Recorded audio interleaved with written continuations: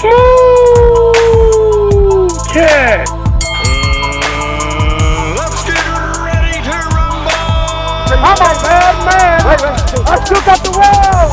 I shook up the world. My style is impetuous. My defense is impregnable. And I'm just ferocious. I feel I'm the best ever.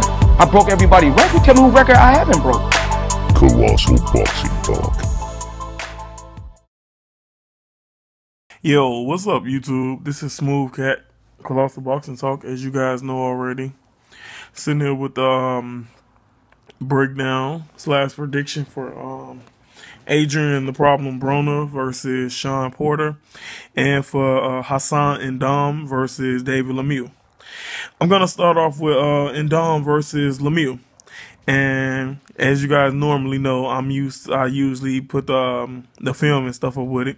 I'm away from my laptop right now, so I decided I might as well go ahead and go a little old fashioned with it, the way I started doing the breakdowns. But I will have the video on the videos pretty soon.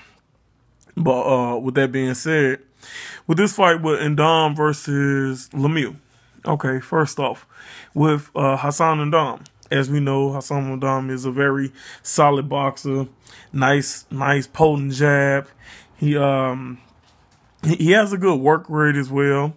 He's an okay defender, and he doesn't have the most sturdiest chin. I mean, he got dropped 6 times, if I'm exact, by Peter Quillen. But he kept getting up, so I mean that means he has something there. But I mean I've seen him hit a couple of times, and he seems a bit shaky. But with that being said, he was coming off of a unanimous decision win over Curtis Stevens in a very entertaining fight where it looked at as if a point in that fight he was on the verge of stopping Curtis Stevens, which was very shocking. Yes, he does have power, but he isn't known to be the biggest puncher. But he, in my opinion, he mentally took Curtis Stevens out of that fight, and he was able to effectively do what he does, which is box and stay behind his jab, and he coasted to a unanimous decision win. Now, his opponent, David Lemieux, as we know, David Lemieux is a guy who has been knocked out before. But Lemieux has come back strong since losing to Marco Antonio Rubio. And Lemieux is a big, heavy puncher. He cuts the ring off pretty well. He goes to the body and up top with a very vicious attack. And, I mean, he can take a good shot. But like I said, he has been stopped before. So it's always a possibility that people will feel that he can be stopped in fights. So with that said, Ndam in this fight he would like to keep David Lemieux at bay with his jab and just counter David Lemieux shots and get in and get out. He definitely needs to. I mean, no leaning up against the ropes against David Lemieux. It's dangerous. David Lemieux will, in my opinion, be the biggest puncher that Hassan Ndam has been in the ring with, so he definitely needs to stay off of the ropes, establish the control the range in this fight, get flat square in the middle of the ring, and try and attempt to box circles around David Lemieux. And he is gonna have to, like I said, he does have respectable power, so he's gonna have to hopefully get David Lemieux's attention early to keep David Lemieux from just trying to bulldoze his way in on him. Okay, for Hassan Ndam in this fight, Hassan Ndam is for David Lemieux. David Lemieux is gonna have to, in my opinion, start off this fight. His early body attack will definitely slow down what I was mentioning about Ndam using the ring and boxing. So if Lemieux can stop Hassan Ndam from like I say, boxing, moving all around the ring, and if he can get him, like if he can corner him with his ability to cut the ring up, then Lemieux has a huge chance in this fight to be very successful. Now, with that said, I'm gonna pick David Lemieux by TKO, and either the 7th or the 8th round. I feel that he's gonna land some big shots on Ndam, and Ndam will do a very good job of getting away. But I believe he's gonna catch Ndam with a shot that Ndam isn't gonna be prepared for, and that's gonna be the end of his night. Now, in the big fight this weekend, Adrian the Problem Broner versus Shawn Porter. In this fight for Shawn Porter needs to come out early. And as I mentioned on my breakdown video of Shawn Porter a while back, he needs to come out, establish his jab, and he needs to have a shifting jab where he can go up top with it to the chest, and then basically he needs to have his jab establish his offense, because if he focuses on keeping the jab at Adrian Broner, as we saw with Adrian Broner and Marcos Maidana, he can potentially catch Adrian Broner with a shot that he doesn't see, and he can hurt him. Okay. But also for Porter also needs to use his athleticism appropriately, because as we know, Adrian Broner is the faster of the two. I'm not sure if everyone saw that sparring session they had, but Adrian Broner is the faster man.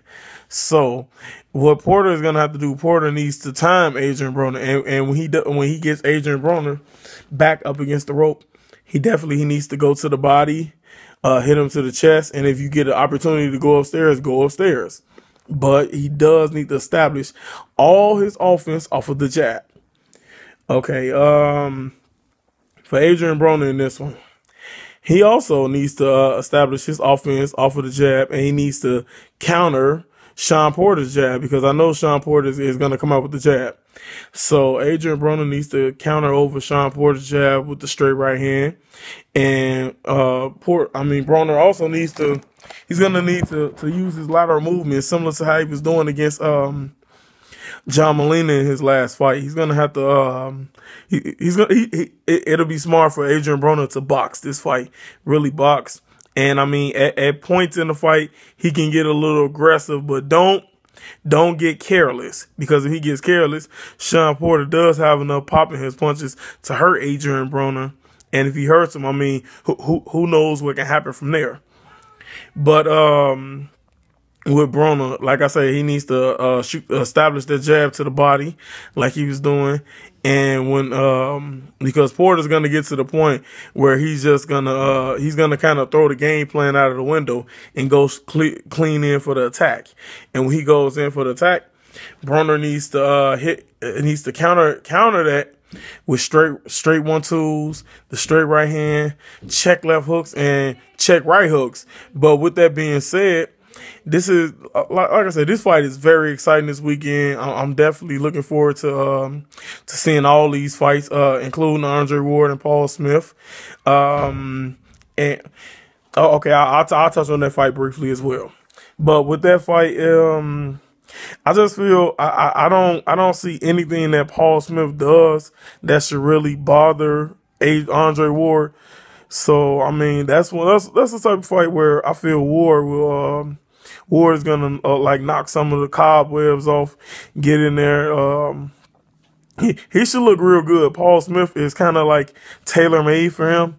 So I feel Andre Ward should look very good in this fight.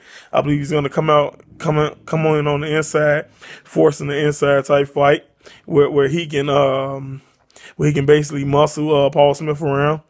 I do believe Paul Smith might have a moment or two because of Andre Ward being rusty. He might hit Andre Ward with a shot that he didn't see. I won't say hurt him, but he can potentially offset what Andre Ward is attempting to do. And who knows? But anyways, I got Andre Ward winning this fight by a wide unanimous decision. Maybe like a 118, 109, 120, 108, one of those type of scores. I don't see this fight as being close at all. But back to Broner and Porter. Also with Broner needs to like I said, when Shawn Porter gets aggressive and reckless, Broner needs to sit down on his shots and throw them crisply and time him perfectly to be able to be successful in this. And with Porter, if Porter can get Adrian Broner to engage him in an all-out war, then I definitely feel that he can win this fight in that manner. But my choice is I got Adrian the Problem Broner winning this fight by a unanimous decision. I feel he's the better boxer of the two. I feel he has the better skill set, and I mean he's quicker, he's smarter. Like I say, I just feel he's the better overall fighter. So with that said, ladies and gentlemen, thank you guys for tuning in. This is Smooth Cat. Y'all know already, Colossal Boxing Talk.